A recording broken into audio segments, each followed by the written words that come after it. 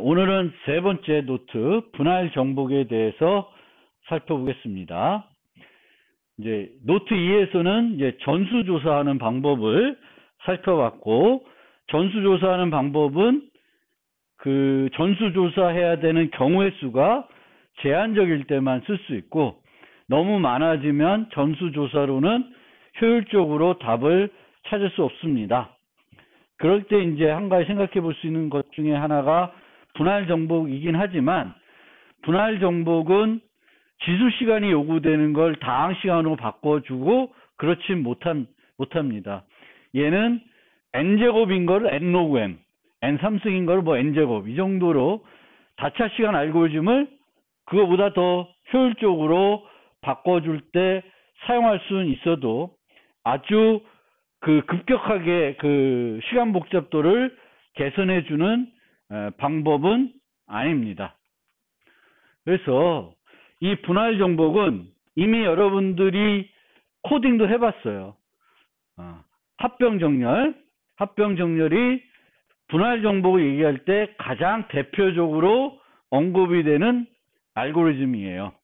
그래서 합병정렬은 양쪽을 나눠가지고 양쪽을 그 리커시브하게 정렬한 다음에 결합해가지고 이제 해결하는 거죠. 즉, 전체 문제를 통으로 해결하는 게 아니라 그것을 쪼개서 부분 문제를 해결하고 그 부분 문제들의 해결책들을 결합해서 최종 답을 구하게 됩니다.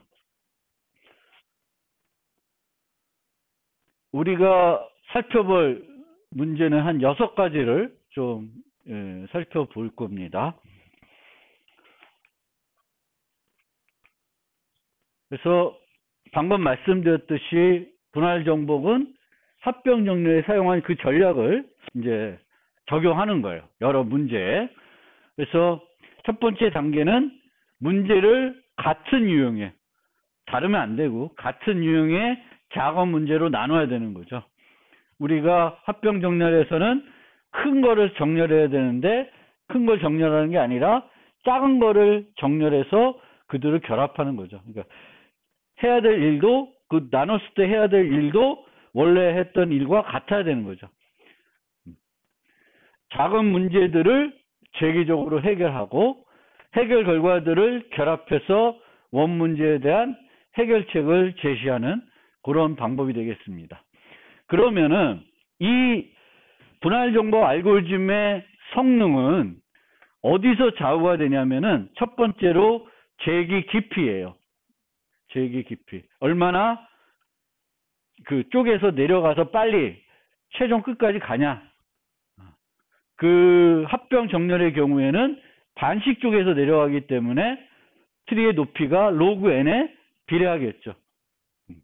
그 다음에 성능을 좌우하는 게 이제 단계 3입니다. 비재기적인 부분에서 하는 일. 합병 정렬에서는 합병이죠. 이 합병을 선형으로 하죠. 선형 비용으로 합병하고 있습니다. 그렇게 해야 합병 정렬처럼 반으로 쪼개고, 반으로 쪼개면 깊이는 늘 로그 n이 되겠죠. 로그 n에 비례하겠죠. 그리고 그 반으로 쪼갰을 때 이 쪼갠 것들을 가지고 뭔가를 비재기적으로 할 때 그 부분에 그 비용이 그 요소들의 개수에 비례하면은 결과적으로 그 비용은 n 로그 n이 돼요.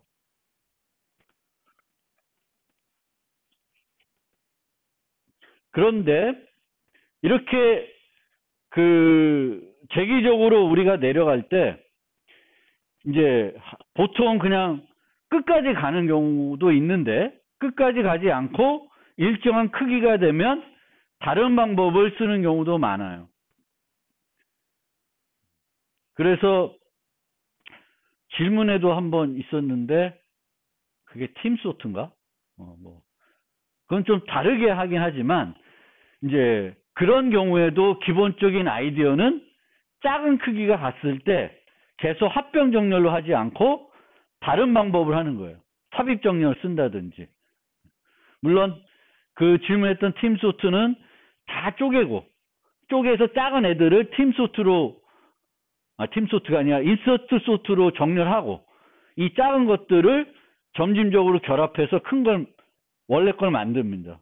우리는 이렇게 리커시브하게 내려갔는데 팀소트는 제가 알기로는 전체를 뭐 5개 칸으로 쪼갠다든지 해서 다 정렬을 하고 인서트 소트로 5개씩을 결합하고 또 10개를 결합하고 이런 식으로 결합해 가지고 정렬하는 거죠. 그래서 이 제기로 우리가 끝까지 가서 할 수 있는데 끝까지 내려갔을 때는 다른 방법으로 그 문제를 제기적이 아니라 다른 방법으로도 해결해서 성능을 향상시킬 수 있죠. 그리고 이 분할 정복은 기본적으로 탑다운 방식입니다. 큰 거 주면 작은 것이 이렇게 내려가서 하는 방법이고, 나중에 배울 동적 프로그래밍은 작은 문제를 해결해 가지고 위로 가는 거죠. 그러니까 팀소트 같은 경우도 그렇게 간다고 보시면 돼요. 그래서 얘는 기본적으로 탑다운 방식입니다. 그래서 합병 정렬, 빠른 정렬, 이진 검색도 다 분할 정복의 한 형태로 볼 수 있습니다. 물론 이진 검색은 이쪽으로 가서 이쪽에서 찾고 이쪽은 이제 버리죠. 근데 이제 검색이니까 그렇게 버리는 거고, 정렬은 양쪽 다 정렬해야 되니까 이쪽 정렬, 이쪽 정렬해서 결합하죠. 그러면 이제 첫 번째로 본격적으로 본격적인 문제를 좀 살펴보면은 역상개수 구하기라는 문제가 있습니다. 역상개수. 그래서 n개의 수로 구성된 배열이 주어지는데, 역상이라는 거는 순서적으로 앞에 있지만 값이 더 큰 거예요. 원래 정렬되어 있으면은 역상이 없겠죠. 근데 이 경우에는 3, 2, 5, 2, 5, 4 이런 세 개의 역상이 존재합니다. 그럼 역상이 총 몇 개인지를 계산하는 문제가 역상 개수 구하기예요. 그러면 직관적으로 이 문제를 접근하면 이 방법을 써서 구할 수가 있겠죠. 첫 번째랑 나머지 애들을 비교해서 역상이 존재하는지 1과 관련해서, 그 다음에 3과 5, 2, 4, 6을 비교해서 역상이 존재하는지 비교해 보면 돼요. 그러면 이런 식으로 하면은 처음에는 n-1번, 그 다음 n-2번 이렇게 되죠. 그러면 비용이 이제 n제곱이 되는 거죠. n제곱. 그러면 이거보다 더 빠르게 할 수 있는지 한번 생각을 해봅시다. 먼저 조금 분할 정복 하기 전에 한번 생각을 해보면, 정렬되어 있으면 역상의 개수는, 아까 말씀드렸듯이 정렬되어 있으면 역상이 전혀 없죠. 뭐 거꾸로 정렬되어 있으면은 그때가 가장 많은 거죠. 요만큼 존재를 합니다. 그래서 그런 어떤 우리가 문제를 풀 때에도 이 문제에서 그런 역상들을 찾아야 되는데, 이 역상들의 특성이 뭘까? 몇 개가 존재할까? 최대. 이런 것들도 우리가 문제를 풀 때 한번 생각해 보셔야 됩니다. 그러면 기본적으로 분할 정복할 때 합병 정렬을 하듯이 반으로 쪼개는 걸 생각을 해 보셔야 돼요. 반으로 쪼개는 걸 생각하는 이유는, 반으로 쪼개면 제기적으로 내려갔을 때 로그 n에 빠르게 그 제기 종료까지 갈 수 있는 거죠.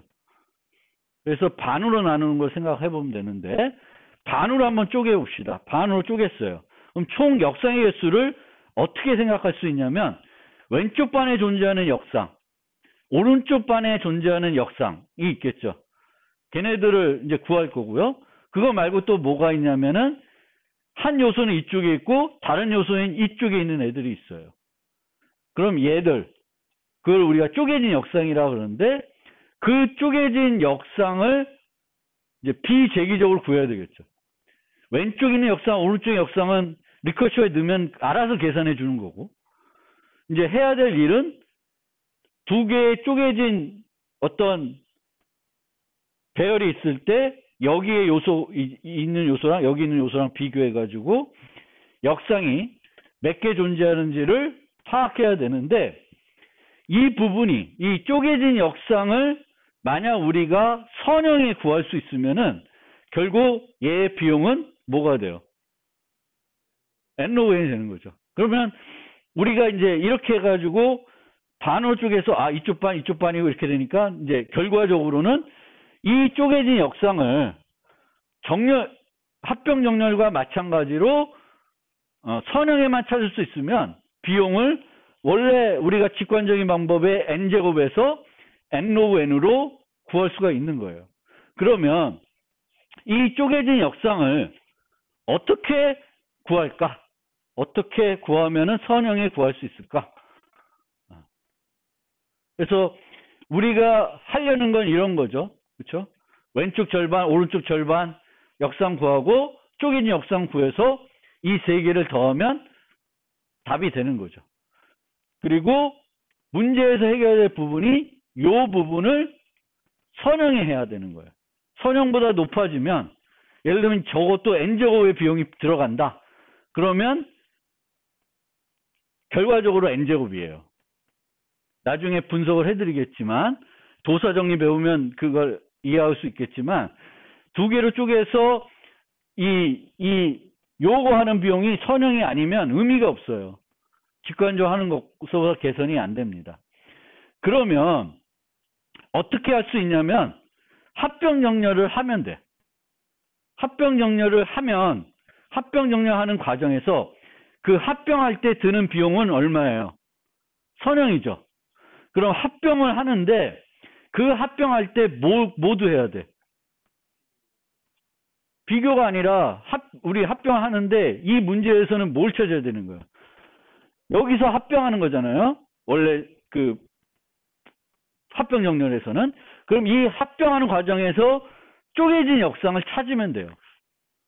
합병하는 과정은 n이죠. 선형이죠. 그러면 그 합병하면서 쪼개진 역상을 찾을 수 있으면 그러면 n 로그 n이 되는 거예요. 그래서 실제 합병 정렬을 해요. 이 문제는 합병 정렬을 해. 근데 합병할 때 한 가지를 더하는 거예요. 추가적으로 더하는데 그 추가적으로 더하는 일이 뭐냐 하면은 쪼개진 역상을 구하는 일입니다. 그런데 이렇게 이제 문제를 해결하면은 경시대 문제 같은 거 풀 때 문제가 없겠지만 만약 우리가 역상을 다른 응용에서 필요해서 찾는다. 그러면은 이 알고리즘에 넣고 결과를 내보내면은 이 A는 어떻게 돼 있냐면 끝나고 나면은 합병을 했으니까 합병 정렬을 했으니까 어떻게 돼요? 정렬이 돼 버리죠. 그걸 원치 않을 수도 있어요. 그러면은 만약 그런 게 원치 않으면은 이 알고리즘은 그 배열을 수정하니까 복제를 해서 넣어주든가 해야 되겠죠. 물론 우리가 정시 문제 풀 때는 그런 요구사항이 없으면 그냥 바뀌어도 상관없어도 되는데 일반 응용에서 이 방법을 써서 역상을 구하려고 그러면은 원래 배열이 갖고 있던 배열이 바뀐다는 거예요. 그거는 늘 또 생각을 하셔야 되겠고. 그럼 어떻게 찾냐? 우리가 이제 왼쪽 오른쪽 정렬이 되어 있어요. 그리고 그쪽에서는 이미 역상들을 구해가지고 역상이 있는지 없는지 우리는 이제 중요한 게 아니라 뭘 구해야 되냐면 이쪽과 이쪽을 비교해서 쪼개진 역상을 찾아야 되는 거죠. 그럼 어떻게 하냐면 얘 둘을 비교해서 작은 게 내려오죠. 그 다음에 비교했더니 2가 내려와요. 그럼 오른쪽 게 내려오는 순간 여기에 남아있는 애들은 뭐예요? 다 역상이에요. 그러니까 이쪽에 내려오는 순간 여기에 남아있는 애들을 합계를 계속 내면 돼요. 그럼 2 내려오면 2개 있는 거죠. 그 다음에 3 내려올 거고 4 내려올 거죠. 그럼 4 내려올 때 여기 몇 개 남아있어? 하나. 5 하나 남아있으니까 3이 되는 거예요. 그러니까 이 합병 정렬하면서 왼쪽에 남아있는 요소의 개수를 계속 더해 나가면 역상을 구할 수 있습니다. 그러면 이 문제는 합병 정렬 그냥 코드 그대로 지난번에 제출했던 코드 갖고 와서 요 부분에 뭐만 추가하면 돼요. 역상을 계산한 부분만 추가해가지고 거꾸로 가서 요렇게 반환하도록 하면 돼요. 조금만 어떤 식으로 그 합병 정렬 구현에 따라서 조금만 수정을 하시면 이제 이 문제도 3장 문제, 목요일 날 또 오픈될 텐데, 거기에 있을 거니까, 그거는 해결해 보시면 되겠습니다. 자, 이 역상 구하는 거는 그러면 어떤 응용이 있냐? collaborative filtering. 저걸 우리말 뭐라 그러다 갑자기. 기억이 갑자기.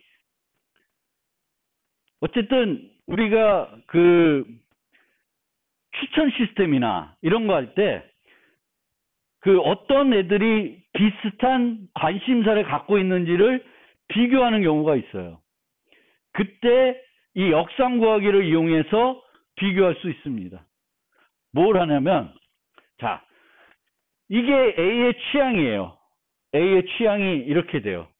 그러니까 똑같은 영화를 놓고 순위를 매기는 거야. 내가 어떤 영화를 제일 좋아하는지부터 매깁니다. 그럼 이 A의 취향은 이거야. A가 제일 좋아하는 영화는 노웨이 홈이에요. 그러면 B, C가 있어요.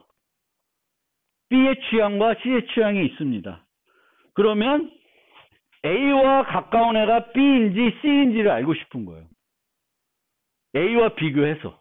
그럼 어떻게 되냐면 얘 순서로 했을 때 매드인지를 쓰는 거예요. 그러면 여기서 있는 역상의 개수, 여기서 있는 역상의 개수가 나오겠죠. 원래는 얘는 1, 2, 3, 4 이렇게 되는 거잖아. 그거의 순위가 이 B의 순위대로 하면 이렇게 되는 거고 이렇게 되는 거예요. 역상이 많으면 많을수록 A와는 취향이 다른 거예요. 그렇게 판단을 해서 계산하면 얘는 역상이 16개가 있고 8개밖에 없어요. 그러면 A는 B와 가까워요? C와 가까워? C와 더 취향이 비슷한 거예요. 그러면 이 C들이 좋아하는 뭔가를 얘한테 추천해 주는 거예요. 더 역상이 적은 애들이 둘 다 어떤 비슷한 취향을 갖고 있으니까 이 하는 애들의 어떤 뭔가 추가적인 것들을 다시 또 A한테 추천해 줄 수 있는 거예요. 그러니까 이게 이제 콜라보레이티브, 그러니까 서로 비교해 가지고 유사한 거 찾을 때도 역상 구하기로 하는 경우도 있다. 그래서 역상 구하기의 응용. 요게 이제 콜라보레이티브 필터링을 하는 방법이 여러 개 있겠지만 역상을 구해서 역상의 개수가 적은 걸로 유사도를 판단하는 그런 방법들도 있다라는 걸 알아두시면 되겠습니다. 이해됐죠, 이것도?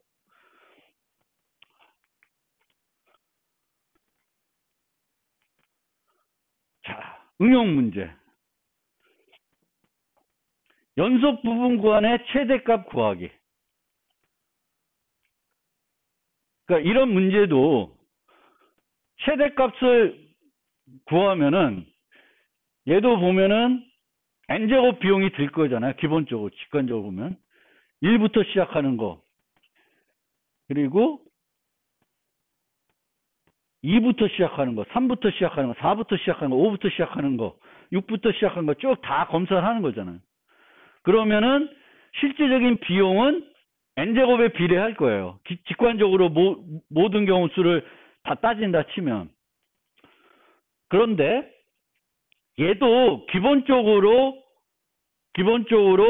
분할 정보를 하면은 반으로 쪼개면 최대 구간은 왼쪽에 있을 수 있고 오른쪽에 있을 수 있고 중간을 거쳐서 있을 수 있죠. 그러니까 지금은 이건 중간을 거친 애들인데 연속 부분 구간의 최대값은 이쪽에 있을 수 있고 이쪽에 있을 수 있고 이런 애들일 수 있어요. 그러면 재기적으로 들어가면 왼쪽과 오른쪽은 재기적으로 알아서 해주는 거죠. 그러면 제가 원래 직관적으로 했을 때 n제곱인데 n 로그 n으로 하려고 그러면은 요런 애들의 최대값을 얼마 만에 찾으면 돼요? 선형에 찾으면 n 로그 n으로 문제를 해결할 수 있어요. 그러면 이 중간에 걸쳐 있는 애들은 어떻게 선형에 찾으면 돼요?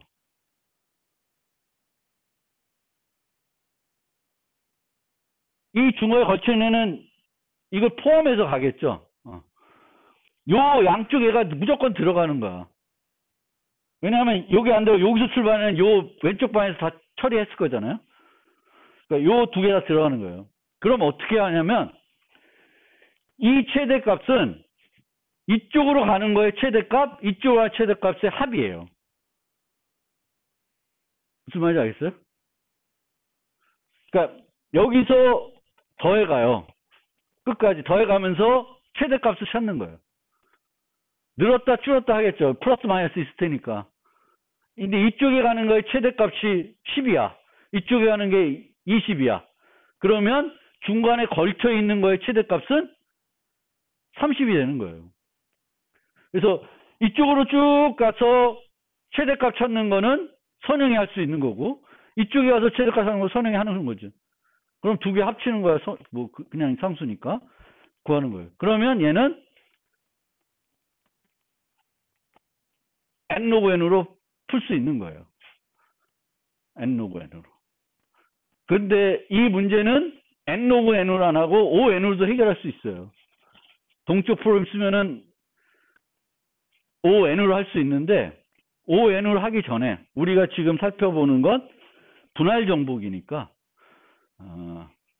항상 이런 문제 만났을 때 분할 정복으로 해결할 수 있는지 보면은 이 문제에 찾고자 하는 것이 반으로 쪼갰을 때 답이 어떤 성격을 갖고 있냐를 보셔야 되겠고, 그러면은 재기적으로 해결하는 이제 신경 끄고 재기적으로 해결하지 않는 애들, 걔를 선행히 할 수 있냐를 봐야 돼요. 선행히 할 수 있으면 n 로그 n으로 문제를 해결할 수 있는 거예요.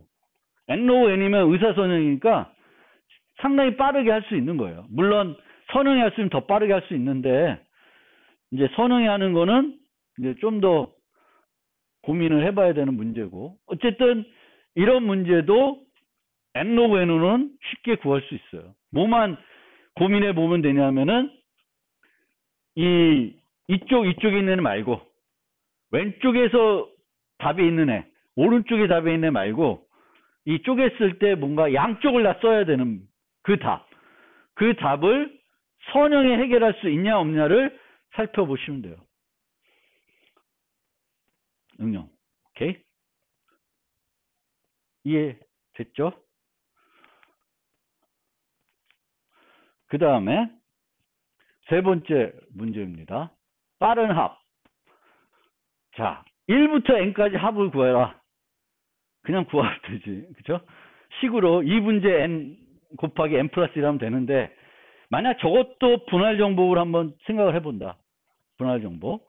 그러니까 항상 간단한 문제도 우리가 새롭게 배우게 된 기법으로 적용해서 풀이 방법을 생각해 보면은 훈련이 되는 거예요. 그래서 분할 정복에 대해서 좀 더 많이 이해되는 거지. 그러면 얘도 늘 반으로 쪼개봐요. 반으로. 그러면 2분의 n이 있고 이쪽 반이 있죠. 2분의 n 플러스 n까지가 있어요. 그러면 2분의 n 플러스 n까지를 어떻게 우리가 표현할 수 있냐면 이런 식으로 바꿔서 표현할 수 있어요. 그러면은 전체는 뭐 쭉쭉쭉 내려와서 요꼴이 돼요. 요꼴. 2분의 n을 곱하기 2하고 이제 남는 거 요거죠. 요거를 더해주면은 합이 되는 거죠. 그러면은 얘는 아까 거는 우리가 합병 정렬할 때는 왼쪽 오른쪽 들어가죠. 그러면 이제 물론 로그 n으로 내려가지만 양쪽으로 가고 있어요. 얘는 양쪽보다 더 적어. 그러니까 더 효과적으로 계산할 수 있는 거예요. 재기 호출이 2번 들어가는 게 아니라 한 번으로 줄어요. 물론 쟤를 재기 호출해서 이렇게 구하지는 않겠지만 방법이 그렇다는 거고요. 그런데 여기서 여러분들 한 가지 알아두시면 좋은 건, 이런 유형의 문제에서 이 식이 언제 성립하냐면 n이 짝수일 때만 성립해요. 짝수일 때만. 그렇죠? 얘가 홀수면은 요렇게 안 떨어져요. 그러면 홀수일 때 있으니까 홀수일 때 못 구하는구나. 이게 아니죠. 홀수를 짝수로 바꾸면 돼요. 왜냐하면 n이 홀수면 n-1은 짝수일 거 아니야. 그럼 n-1의 썸을 구하고 플러스 뭐 하면 돼? n 하면 되잖아요. 그렇게 바꿔서 접근을 하시면은 이런 문제도 분할 정복으로 표현 가능하다라는 거예요. 그래서 뭐 간단한 문제인데 여러분들이 생각해 볼 필요가 있고, 또 이런 문제의 경우에도 짝수일 때만 성립하고 홀수일 때 성립 안 하는 경우가 있는데, 그걸 약간 응용을 해버리면 홀수일 때도 이제 요 n을 빼고 뭐 이렇게 해가지고 보통 또 쉽게 구할 수가 있습니다.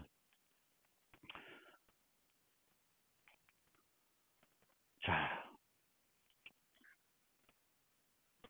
수의 거듭 제곱. 이 스퀘어 앤 멀티플라이라는 알고리즘은 쭉 알고 계시면 좋은 알고리즘이에요. 그래서 n의 m승을 구해야 되는 거예요. 그러면 n의 m승은 n을 n-1번 곱해야 돼요. 직관적으로 구하면. 근데 그렇게 안 구하는 거죠. n의 m승이면. 예를 들면 3의 53승이 있어요.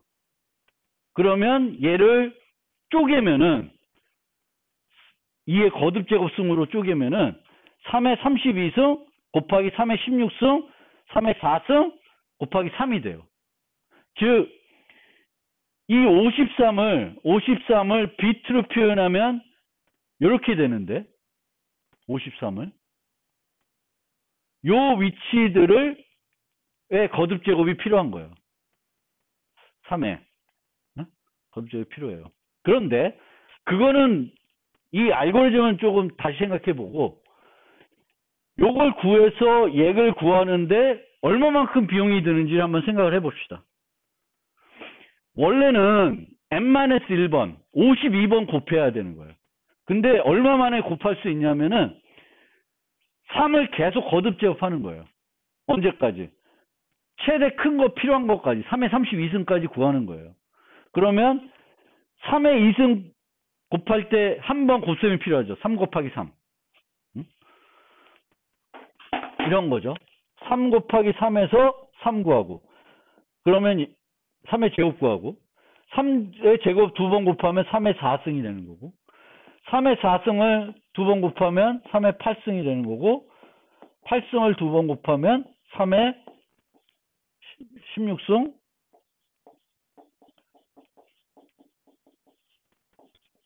이렇게 되는 거잖아요. 그러면 한 번, 두 번, 세 번, 네 번, 5번.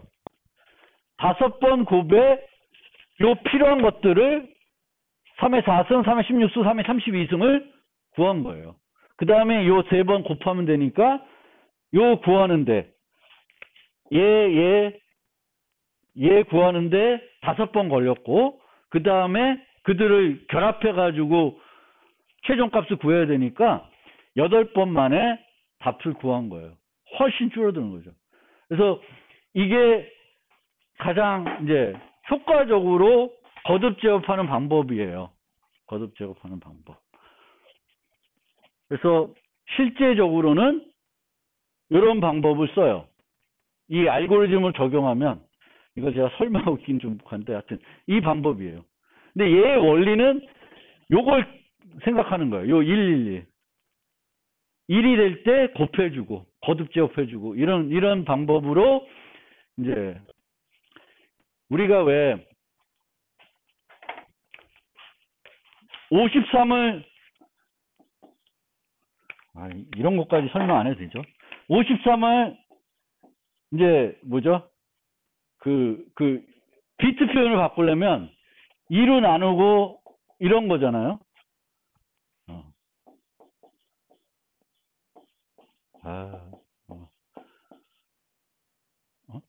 1인 0.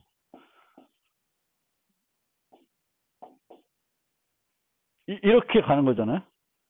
요 일들이 나오는 거를 보고 거꾸로 이 값들을 계산하는 거예요.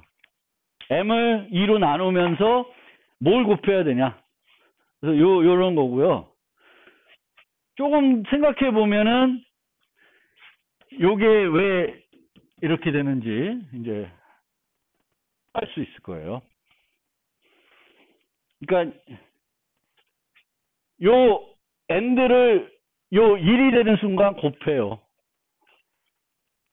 요게 이제 오드 되는 순간에 이제 곱했으면은 이제 요 값이 이 레트가 계산됩니다. 그래서 이렇게 하는 게 가장 효과적인데 지금은 스퀘어 멀티플라이를 배우는 게 아니라 분할 정복을 배우려고 하는 거죠.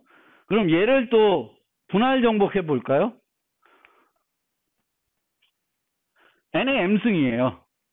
우리가 구해야 되는 건 n의 m승이니까 이 n의 m승은 n의 2분의 m승 곱하기 n의 2분의 n승이에요.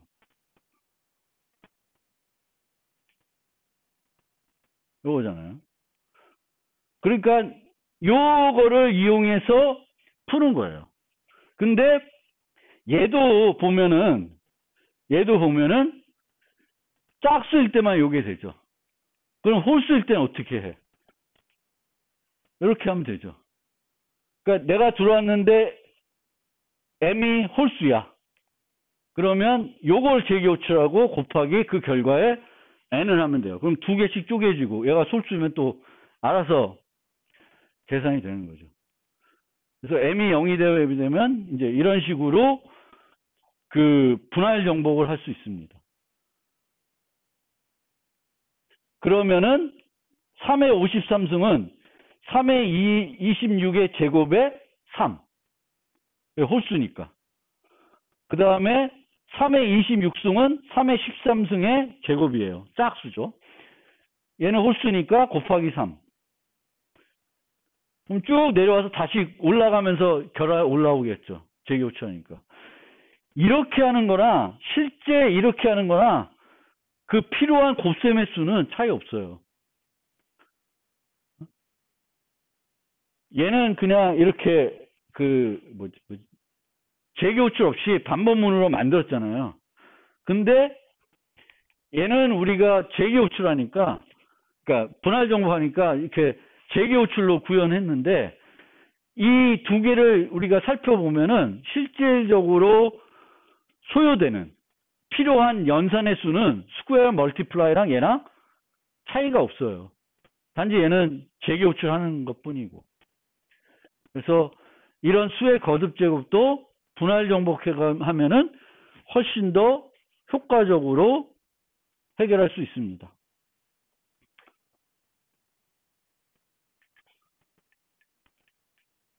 많이 엉뚱한 걸 눌렀다. 그 다음에 행렬곱셈. 이 행렬곱셈은 우리가 1장에서 살펴본 그 알고리즘 중에 뭐가 있었냐면 카라슈바라는 게 있었어요. 카라슈바. 그 카라슈바도 분할 정복 알고리즘이에요. 그 n자릿수 두 개를 곱하는 건데 그 n자릿수를 2분의 n자릿수로 바꿔가지고 그 해결하고 있어요. 그러니까 n자릿수 두 개 곱하는 거를 2분의 n자릿수 4개로 바꿔서 풀고 하는데 그거를 4개에서 3개로 줄여가지고 효율을 높인 알고리즘이 카라슈바예요. 이 행렬 곱셈도 원래는 n3승이 필요한 거죠. 이 알고리즘이라면. 우리가 기본적으로 행렬 곱셈 때 n by n 행렬 두 개를 곱할 때 필요한 비용 기본적으로 우리가 구현하면 3개 포르프로 구현이 되는 거고 그러면 비용을 계산해 보면은 n3승이 돼요. n3승. 그러면 분할 정복을 배웠으니까 얘를 더 효과적으로 할 수 있냐를 생각을 해보는데 이 n by n 행렬을 2분의 n by 행렬 4개로 바꿉니다. 4개로 바꿔서 8 by 8이면 4 by 4 행렬 4개를 만들어 가지고 이제 그걸 곱하는 거예요. 그러면 원래는 이렇게 큰 애를 곱하는 건데 그렇게 큰 애가 아니라 작은 애들을 곱해가지고 그걸 합쳐가지고 결과값을 만들어내는 거예요. 그런데 기본적으로 이렇게 보면은 이렇게 기본적으로 계산하면은 하나, 둘, 셋, 넷, 8개가 들어가죠. 8개가 들어가요. 그러니까 뭔가 테크닉을 안 쓰고 그냥 기본적으로 분할 정보하면 8번이 들어가요. 근데 이 8번이 들어간 거를 실제 그 비고를 계산해 보면은 여전히 n3승이에요. 차이가 없어요. 그런데 그거를 약간 그 카라슈바에서 했던 것처럼 필요한 곱셈수를 8개가 원래 직관적으로 필요한 건데 걔를 줄이는 거예요. 덧셈은 늘리되 곱셈을 줄이는 거예요. 그러면 이런 식으로 해버리면 총 7번의 곱셈이 필요해요. 원래 8번인데 7번의 곱셈이 필요하지만 덧셈들은 막 늘어났어요. 그래서 이거의 비용을 구해보면은 n3승이 아니라 n의 2점 뭐 얼마 돼. 조금 높아진다는 거예요. 그러니까 이것도 어디에 차가 났냐면 원래는 8개면은 갈라질 때 8개씩 갈라지죠. 근데 이 8개씩 갈라지는 게 7개씩으로 줄어든 거예요. 그럼 처음에는 이게 8개지만 이게 이렇게 계속 퍼지잖아요. 그럼 전체 트리로 놓고 보면은 제기호출수를 8에서 7 하나 줄인 게 단순히 하나 줄인 게 아니에요. 내려가면서 계속 원래 8씩 내려가던 게 7로 줄어든 거죠. 그러면 이 제기호출 트리에 그려지는 호출수는 엄청나게 줄어든 거예요. 그러면 비용을 상당히 줄일 수가 있습니다. 실제 얼마만큼 줄여지는지는 다음 노트인가 도서정리 때 좀 더 설명드리는데 개념은 그런 겁니다. 원래 4개 필요하던 거 3개, 2개로 줄이면은 이 성능은 몰라보게 좋아져요. 왜냐하면 그만큼 필요한 호출수가 줄어들기 때문에 그렇습니다.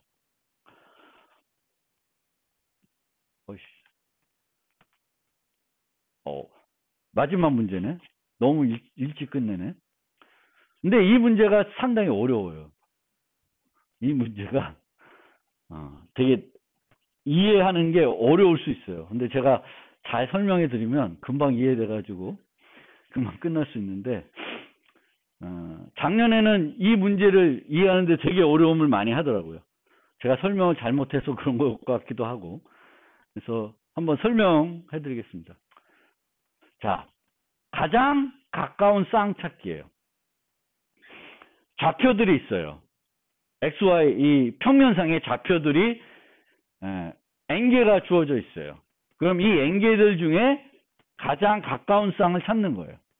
그리고 2개 좌표의 거리는 요걸로 구하는 거예요. 요 대각선 거리죠. 피타고라스 대각선 거리를 찾는 거예요. 그러면 얘를 직관적으로 또 구해보면 첫 번째 좌표랑 나머지 좌표 해보고 두 번째 좌표랑 첫 번째 빼고 나머지 해보면 돼요. 그러면 처음엔 n-1번 비교가 필요하고 n-2번, n-3번 늘 우리가 봤던 n제곱 비용이 드는 거예요. 전수조사하면. 얘는 전수조사에서 n제곱이에요. 그런데 n제곱이 필요한 거를 우리는 분할정복을 합병정렬 같은 방법을 쓰면은 n로그 n이 된다는 건 알고 있어요. 그럼 얘를 분할정복 해가지고 n제곱이 필요한 직관적으로 전수조사하면은 n제곱이 필요한 거를 n로그 n에 한번 바꿔봅시다.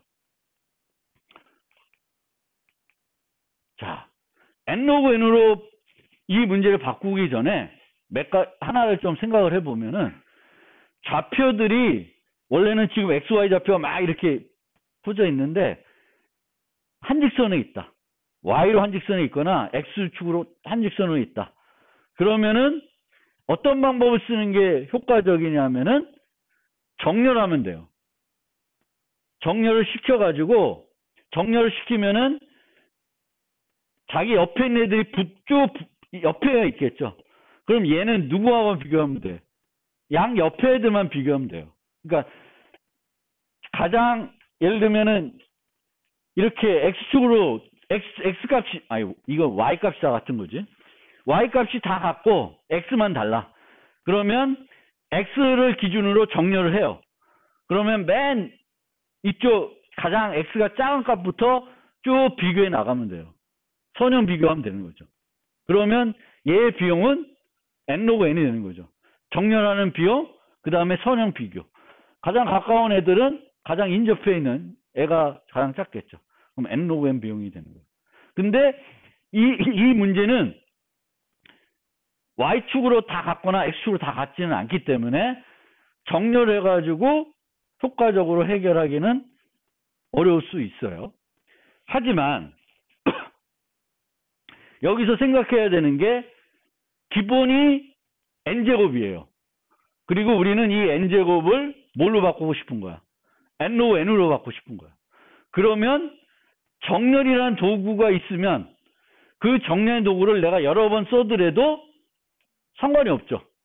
왜냐하면 정렬은 n 로그 n이기 때문에 마음대로 써도 돼요. 내 목표치가 n 로그 n이기 때문에. 3번 하나, 2번 하나 결과적으로 n 로그 n이 돼요. 자, 그러면은 분할 정복을 한번 생각해 봅시다. 역상계수 구하는 것처럼 비슷하게 전체를 반으로 쪼개요.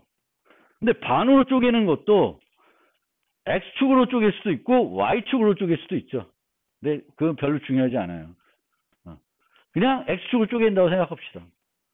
그러면 x축으로 쪼갰을 때 가장 가까운 쌍은 어디에 있을 수 있냐면은 그 반으로 쪼갰을 때 왼쪽에 있을 수 있죠. 왼쪽 반에 있을 수 있어요. 가장 가까운 쌍 2개가. 또 이 반에 오른쪽에 있을 수 있어요. 그런데 왼쪽에도 있지 않고 오른쪽에 있지 않고 어디에 있냐면 하나는 왼쪽, 하나는 오른쪽에 있는 애에 있을 수 있어요. 그럼 아까 똑같이 왼쪽 쌍, 오른쪽 쌍, 쪼개진 쌍. 얘도 마찬가지네. 왼쪽 쌍, 오른쪽 쌍, 쪼개진 쌍이에요. 그러면 왼쪽 쌍하고 오른쪽 쌍은 우리 머릿속에 이제 버려도 되는 거죠. 얘는 제기적으로 알아서 해주는 거니까. 그러면 우리는 뭐를 선형적으로 찾으면 돼요? 이 쪼개진 쌍만 선형으로 찾을 수 있으면 n 로그 n에 만들 수 있는 거예요. 근데 잠시 생각을 해보세요. 이 쪼개진 쌍을 어떻게 선형에 찾을 수 있을까? 우리가 요 쪼갰을 때 실제 비교한 애들은 처음하고 달라지지가 않아요. 요 애와 나머지 애들 비교해야 되죠. 또 얘와 나머지 애들 전체 다 해본다 그러면. 그렇죠? 이쪽 반이 있는데 요 애들하고 요쪽 애와 요거, 요쪽 애와 요거 이렇게 해봐야 돼요. 그러면 그 모든 경우를 다 해보는 거는 답으로 안 되는 거야. 그럼 그 얘기는 뭐예요? 이 쪼개진 애들 중에 일부만 해봐야 돼. 전체를 해봐서는 우리가 원하는 성능을 얻을 수 없어요. 근데 우리가 해봐야 되는 애들은 어떤 특성을 갖고 있을까요? 가까워야지. 저기 있는 애를 비교해봤자 의미가 없겠죠. 기본적으로 생각하면은. 요 쪼개었을 때 요 선 사이에 있는 애들이 유력하겠죠. 그런데 우리가 어떻게 이 접근하냐면 왼쪽, 오른쪽 찾죠. 제기적으로. 그럼 여기서 가장 작은 거리에 있는 애들의 거리를 줘요.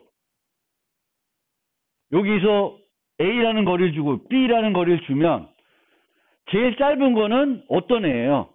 이 두 개를 비교해서 더 작은 게 더 가까운 쌍이 되겠죠. 그러면 A가 더 B보다는 작다 그래요. 그러면 우리가 쪼개진 상에서 찾아야 되는 애는 뭐예요? A보다 작은 애가 있는지를 봐야 되죠. A보다 작은 애가 없으면 답은 뭐야? A야. 그럼 A보다 작은 애들은 어떤 애들일까? X와 뭐였어? 이렇게 해서 계산해요. 그러면 X값하고 어떤 비교해야 되는 X값의 거리가 A보다 커. 그러면 절대 A보다 작을 수 없죠. 왜냐하면 제 제곱해서 루트 씌우니까 Y축도 있을 테니까 얘네는 같다고 쳐더라도 이 제곱보다는 작아야 되죠. 그렇죠? 그러면은 우리는 어떤 애들 배제할 수 있어? X와 두 개를 비교하는데 이 두 개의 거리가 이 A보다 커. 그러면 걔네들은 다 뺄 수 있어요. 이제 그 아이디어를 갖고 이제 한번 접근해 봅시다. 그러니까 기본적으로는 쪼개진 쌍을 찾는데 일부 애들만 검사를 하려고 그러는 거예요. 나머지 애들을 배제하고. 그런데 이렇게 나머지 애들을 배제를 하는데 얘를 효과적으로 배제해야 돼. 다 검사해서 하나씩 보면서 너 커? 너 배. 이러면은 똑같은 거예요. 전수조사하는 거랑. 그럼 어떻게 가냐? 자, 여기까지 설명드린 거예요. 쪼갰어요. 이제 이 쪼개진 애들 중에 이제 기본적인 개념은 얘랑 얘는 비교하지 말자라는 거죠. 요 가까운 애들을 비교해가지고 답을 찾자라는 거예요. 그럼 요 가까운 애들을 어떻게 걸러낼까? 그게 핵심이에요. 자, 첫 번째 아이디어는 방금 설명드린 아이디어인데 그걸 좀 더 구체화하면 왼쪽 애들, 오른쪽 애들이 있어요. 그래서 왼쪽 애들을 제기적으로 구해가지고 얘네들의 거리를 구했고 얘네들의 거리 구해서 제일 작은 애들이 뭔지 알아. 그래서 그 둘 중에 더 작은 애 그거를 여기서 A라 그랬는데 여기서는 델타라 그럽시다. 델타라 그러면 X축으로 쫙 정렬되어 있는 데이터가 있어요. 우리는 뭐 정렬 필요하면 되니까 전체 데이터를 X축으로 정렬을 해요. 그러면 중간값이 있겠죠. X바라는 애. 그러면은 이 X바에서 델타 거리에 있는 애들만 갖고 오면 돼요. X에서 델타 거리에 벗어나는 애들은 그 두 개의 쌍은 그 델타 이내로 들어올 수가 없어요. 그러니까 X좌표들이 정렬되어 있는데 X바에서 마이너스 델타, 플러스 델타 사이에 있는 애들만 갖고 오는 거예요. 그거는 걸러낼 수 있죠. 근데 그거를 걸러낸다고 로그 n이나 nm 선형에 할 수 있을까?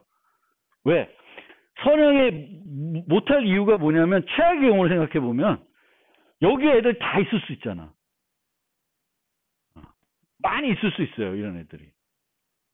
그러면 별로 효과가 없을 수 있어요. 근데 일반적인 애들이면 많은 애들을 배제하고 여기 얼마 안 남을 거예요. 그런데 이 얼마 안 남은 애들을 또 어떻게 효과적으로 선형에 비교할지 이제 두 번째 아이디어가 필요합니다. 이 두 번째 아이디어가 아무나 생각 못 하는 거예요. 그러니까 내가 왜 이 얘기를 하냐면 저는 이런 문제 별로 안 좋아해요. 왜냐하면 아까 여기 써 있지만 이걸 생각해 낼 수 있는 사람이 많지 않을 수 있어요.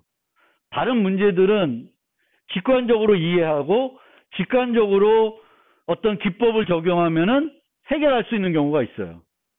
근데 이런 문제를 만났는데 이 문제를 분할 정복하면 뭔가 될 것 같아. 거기까지 가는데 그 다음에 여기서 제한된 그 아이디어까지 찾아낼 수 있는 건 이건 그냥 아무나 안 되는 거죠.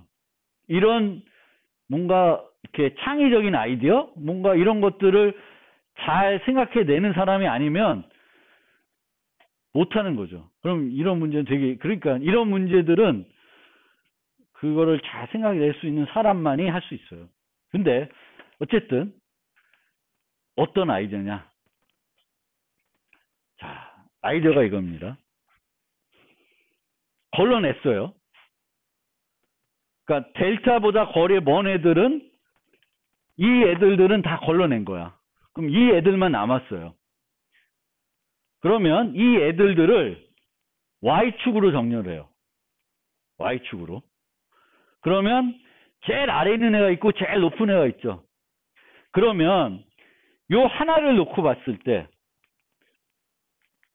얘를 놓고 봤을 때 얘와 비교해야 되는 게 몇 개 있을까? 생각을 해보는 거예요. 얘. 가장 Y값이 작은 애예요. 얘랑 비교해야 되는 게 몇 개 있을까? 몇 개? 최대 7개 있다는 거예요. 왜 최대 7개냐? 우리가 지금 골라낸 점들은 X바를 기준으로 델타 내에 있는 애들이죠. 그러면 만약에 이 네모 안에 이건 여기가 델타예요. 그럼 요거는 2분제 델타예요. 그럼 이 델타 안에 2개가 있으면 어떤 모순이 되나? 이 안에 2개가 있어. 우리가 고려될 점이 하나가 아니라 2개가 있어. 그러면 이 좌표는 우리가 구한 개념은 뭐냐면 왼쪽 반, 오른쪽 반 했더니 그 쌍에서 가장 짧은 애가 거리가 얼마라는 거야? 델타라는 거죠. 근데 이 안에 점이 2개 있으면은 델타보다 작아져요. 모순이야. 최대 이렇게 되는 거예요. 그러면 이 안에 하나는 얘가 차지하고 있으니까 이 안에 또 다른 애 있을 수 없어요. Q가 차지하고 있으니까. 그럼 나머지 이 7개 공간에는 최대 몇 개? 하나씩밖에 존재를 안 해요. 그러면은 얘를 기준으로 7개씩 비교해 가면 돼요. 이거 어떻게 알아? 최대 7개. Q랑 비교할 애를 찾는 거예요. 맨 아래에 있는 Q랑 비교할 애를 찾는데 이 Q랑 비교할 애가 몇 개냐 봤더니 이 Q와 있는 애들은 이 사이에 있어야 돼.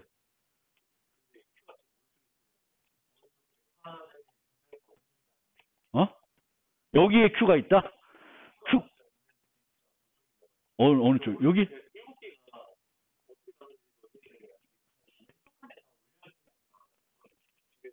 아니. 그러니까 그건 이해했죠. 이 박스 안에 점이 2개 올 수는 없어. 이해됐죠? 근데 우리가 지금 Y축으로 정렬했다 그랬어요. 그러면 요 하나가 어디를 차지해? 그럼 이 4칸 중에 하나를 차지할 거야. 그치? Q는 맨 아래 거니까 요 사이에 있어야 되잖아. 우리가 걸러냈으니까 요 사이에 있어야 돼. 이해됐죠? 요 사이에 있어야 돼. 그럼 이 Q는 요 박스에 있거나 여기에 있거나 여기에 있거나 여기에 있어요. 어디에 있든 상관이 없어. 이 Q가 여기에 있다고 가정을 합시다. 그건 중요하지 않아. 그러면 나머지 애들은 요 안에는 있을 수가 없어. 이 안에는 있으면 하나밖에는 없어.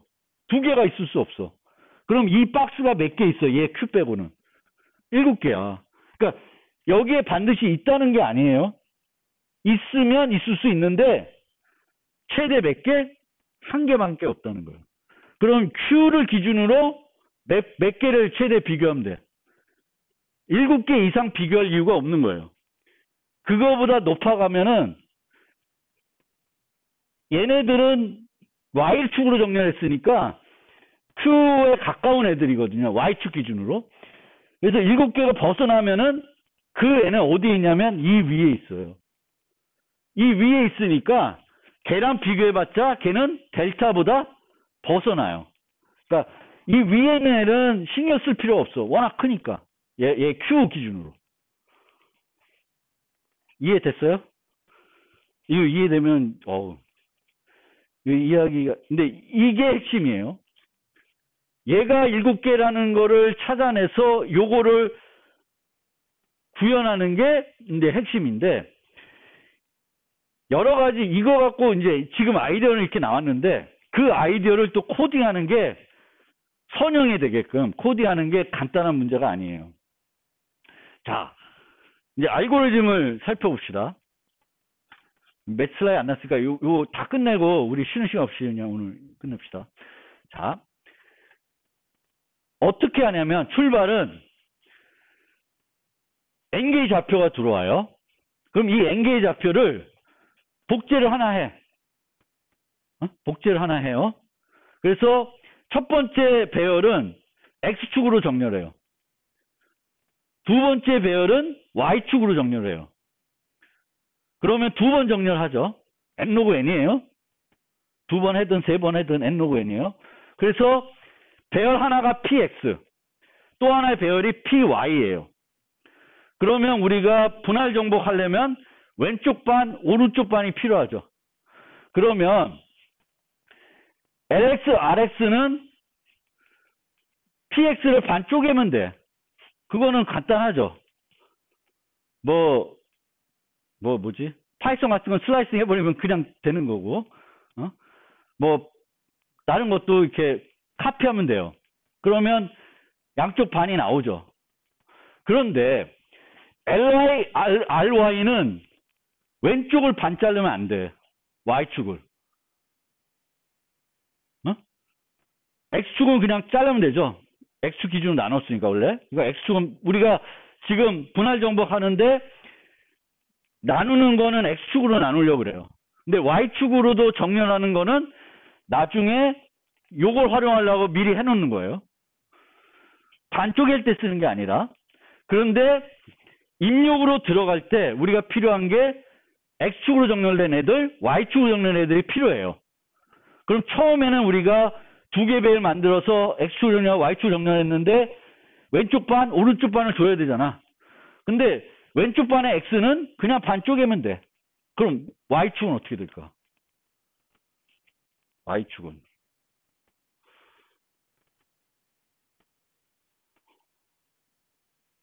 이 LY와 RY도 선형에 구할 수 있어야 돼요. 선형에.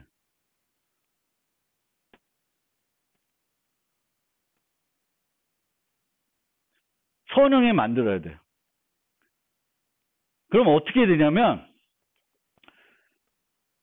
이 PX의 절반이 있겠죠. 그러면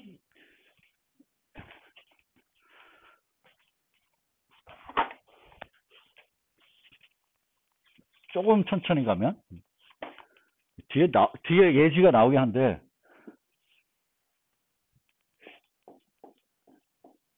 이 애들이 있어요. 그러면 이쪽으로는 나눠졌는데 Y값수도 요 애들이 들어가야 돼요. 근데 Y축으로 쭉 정렬해 놨잖아. 그러면 이 Y축을 쭉 보면서 얘를 오른쪽에 넣을는지 왼쪽에 넣을는지를 넣어주면 돼요. 그러니까 이 뒤에 예시를 자, 이 예시를 보면 이렇게 저도 말 설명이 안 되니까 자, 이게 입력 데이터예요. 그러면 X축으로 정렬했어요. 이거 X축으로 정렬하면 되죠. 그 다음에 Y축으로 정렬했어요. 여기까지 문제 없죠. 그 다음에 LX, RX는 요 반 자르는 거니까 문제 없죠. 그렇죠? 그런데 여기 보면은 X가 여기는 좀 애매하네. 44예요. 4.4. 그러면은 어떻게 되냐면 y를 가면서 1이네. 그럼 ly에 넣고 얘는 5이네. ry에 넣어요. 4보다 크잖아. 중간값보다. 6, 3은 이쪽으로 넣는 거예요. 2, 4는 이쪽으로 넣어요. 4, 4는 여기 넣고 4, 6은 여기다 넣으면 돼요. 그러니까 선형으로 쭉 가면서 얘네들을 차례로 넣으면은 그 자체가 y축으로 정렬이 되어 있어요. 그러니까 우리가 뭘 원하는 거면은 이 데이터를 y축으로 정렬하는 거죠. y축으로도. 근데 걔를 받아서 lx를 받은 다음에 lx를 또 정렬하면 또 비용이 들어가요. 그렇게 하면 안 돼. 그 lx를 선형에다 해야 돼요, 이제는. 정렬 처음에 2번 한다면 이제 지금부터는 뭐든지 선형에 다 해야 전체적으로 선형이 끝나요. 그래서 이 ly와 ry도 선형에 만들어내는 거예요. 어떻게? py를 쭉 선형으로 검색해 가면서 lx에 넣을래?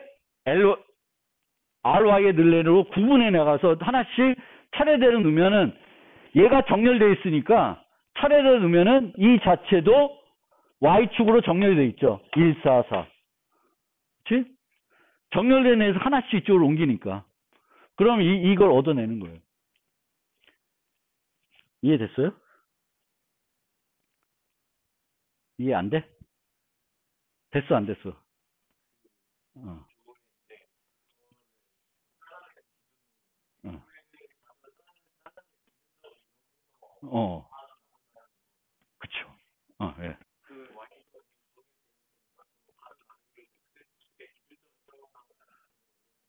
네, 그러니까 얘를 이용하든 얘를 이용해가지고 걔를 이용해가지고 얘네들과 차례대로 비교하면서 ly에 넣을지 ry에 넣을지를 결정하면 돼요. 어? 그러면은 한 번 쭉 가서 넣을 수 있고 한 번 쭉 가서 넣는 거는 선형 비용이에요. 그러니까 요 네 개를 나누는데 이 네 개를 나누는 비용은 선형 비용이에요. LX와 RX는 반쪽에만 되니까 그건 상수 비용으로 되는 거고 얘네들은 그 LX에 있는 끝값 또는 RX에 있는 첫 번째 값을 이용해 가지고 정렬되어 있는 PY를 이용해 가지고 얘와 얘를 만들 수 있어요. 그럼 LX, LY, RX, RY를 만들었으면은 즉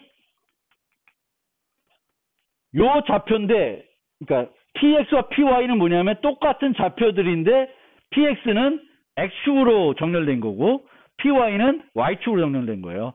그럼 LX도 X축으로 정렬돼야 되고 LY는 똑같은 애들인데 Y축으로 정렬돼 있어야 돼요. 근데 그거를 우리가 선형에 요거부터 요 네 개를 얻어낼 수 있다라는 거예요. 자, 그러면 두 번째 단계로 넘어갑시다. 그러면은 반쪽 쪽에서 나가니까 LX, LY는 이쪽으로 들어가고 RX, RY는 이쪽으로 들어가서 결과가 나올 거예요. 그럼 결과가 나오면은 이거에 이 둘 중에 더 작은 애들이 있을 거예요. 그게 이제 델타 값을 구하는 거예요. 그러면 그 델타 값을 여기다도 주는 거예요. 그래서 이제 가장 작은 거 하는데 요 클로즈 스플릿 페어를 한번 봅시다. 어떻게 선형하는지. 그러면은 x바를 구해요. x바. x바는 2분의 m으로 하면 돼요. 그러니까 요 px의 중앙값을 갖고 와요. 그 다음에 sy를 만들어요. 저 sy를 만드는 것도 선형에 만들 수 있어요. sy는 델타 내에 있는 애들이에요. 미디엄과 델타 내에 있는 애들인데 뭘로 정렬되어 있어야 돼? y축으로 정렬되어 있어야 돼. py가 y축으로 정렬되어 있는 애죠. py가 y축으로 정렬된 애예요. 그러면 하나씩 보는 거예요. 보면서 델타 이내에 있는 애들은 sy로 옮겨요. 그러면 선형의 SY를 만들 수 있죠. PY를 하나씩 봐서 이 X가 그 X좌표가 X바하고 뺐을 때 델타 이내이면은 SY에 들어가는 거예요. 하나씩 넣으면은 원래 PY가 정렬되어 있으니까 SY도 정렬이 되어 있을 거예요. 그러면 이제 끝났어. 그러면 뭘 하면 되냐면은 가장 Y값이 적은 애. 그게 SY의 첫 번째겠죠. 걔랑 몇 개를 비교해? 최대 7개. 최대 7개를 비교하면 돼요. 그럼 얘도 7n 뭐 정도죠. 그쵸? 이게 여전히 선형이긴 선형이에요. 그래서 결론적으로 선형이 되는 거예요. 항상 7 이하입니다.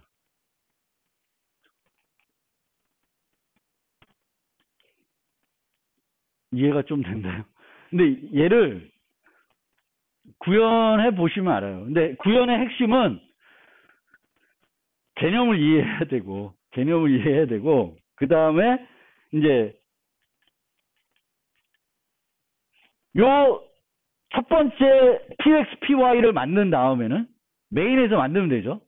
그래서 클로즈 페어를 PX, PY를 전달하면 그 클로즈 페어에서는 요 4개를 만들고 재기호출 부르는 거예요. 재기호출 2개, 스플릿 페어 하나. 그래서 여기 나온 델타와 얘를 비교해서 더 짧은 애가 답이 되는 거죠.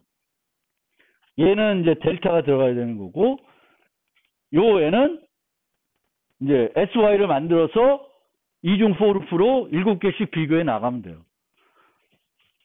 그러면 M 로그 N의 이 문제를 해결할 수 있습니다. 아, 어렵다. 자, 마지막으로 분할 정복하지 말아야 되는 경우.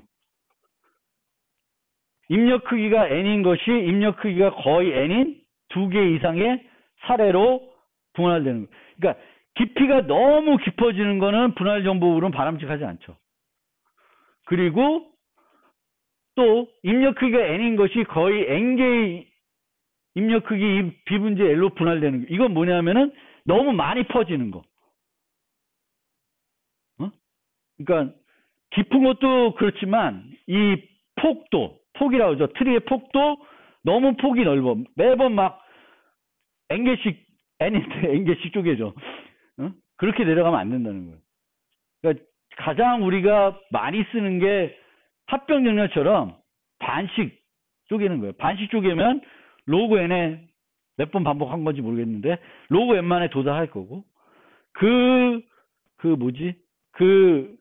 비재기적인 호출에서 이제 선형으로 효과적으로 해결할 수 있으면 문제들을 효과적으로 해결할 수 있습니다.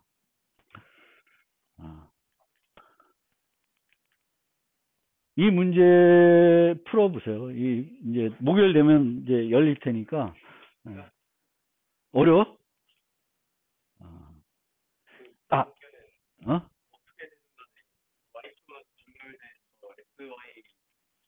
이용하면 7개 내에는 무조건 7번만 비교하면 되기 때문에 그보다 작을 수도 있다는 거. 그러니까 최대가 7번. 그쵸? 최대가 7번인데 몇 개를 비교해야 될지 모르니까 무조건 7번 비교하고 있어요.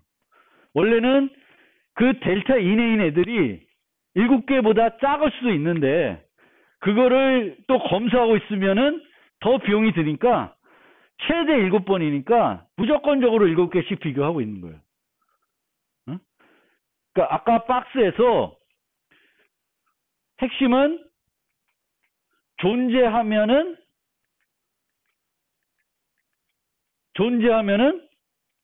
이제 7개밖에 없을 거니까 최대 7개인데 실제 3개 있다고 해도 우리는 그 3개인지 4개인지를 검사해서 찾아내는 게 아니라 무조건적으로 7개씩 비교를 합니다. 그래도 선형이니까. 그거를 찾기 위해서 또 비용 들어가면은 비용이고, 여기서 여러분들 늘 그 할 때, 이 소팅 할 때, 이게 또 제가 기억이 가물가물한데,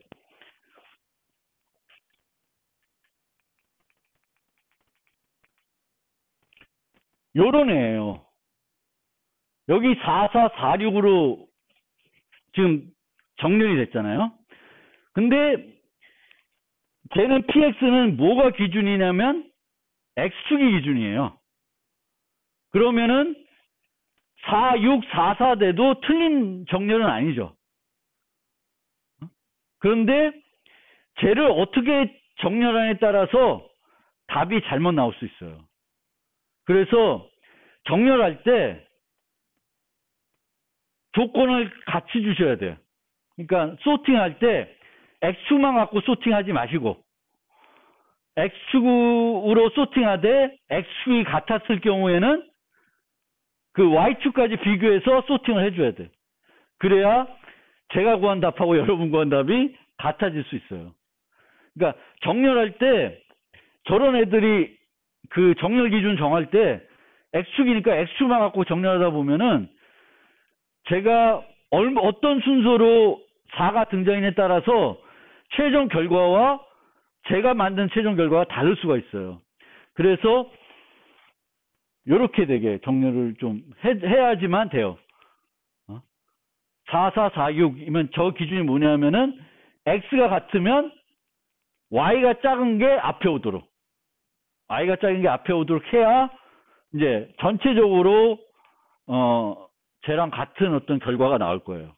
그러니까 항상 정렬할 때 요소들이 여러 개 있으면 그 중에 하나만 갖고 정렬하더라도 나머지에 대해서 이 하나가 같을 때 어떻게 정렬해야 되는 건지를 고민해보고 그것까지, 그 기준까지 잘 맞춰줘야 답이 제대로 나옵니다. 그게 뭐지? 언어마다 조금씩 달라요. 그게 하는 방법들이.